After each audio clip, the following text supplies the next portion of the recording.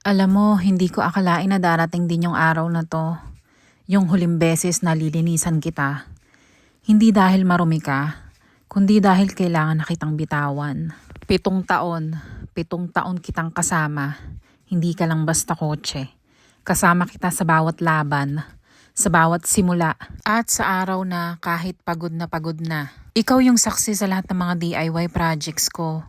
Yung tipong kahit wala na akong alam, sinusubukan ko pa rin. At nandiyan ka lang, tahimik pero laging handang sumama. Ikaw yung kasama ko sa paghahanap ng ekstrang kita. Sa mga biyahe na minsang walang kasiguraduhan pero umaasa lang na may maiuwi akong kahit pangdagdag na kita. Kundi para sa pangarap na pilit kong inaabot. Ikaw yung kasama ko palagi sa paggawa ng content, sa bawat video, sa bawat ideas, sa bawat pagod at puyat nandiyan ka. Parang partner ko sa likod ng camera. At higit sa lahat, ikaw yung naging saksi sa pagiging nanay ko. Ilang beses kitang pinaandar para ihatid ang mga anak ko sa school, sa mga doctor's appointment nila, sa mga araw na nagmamadali, nag-aalala o kaya naman masaya lang. Hindi ka lang sasakyan, bahagi ka sa araw-araw na buhay namin. Kaya habang nililinis kita ngayon, hindi ko talaga mapigilang maging malungkot.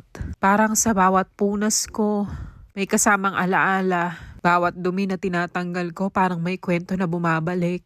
Yung mga tawa, mga pagod, at yung mga tahimik na biyahe kung saan iniisip ko kung kakayanin ko pa ba. At kinaya ko dahil kasama kita. Hindi ka man perpekto, may mga sira, may mga problema, pero hindi mo ko iniwan.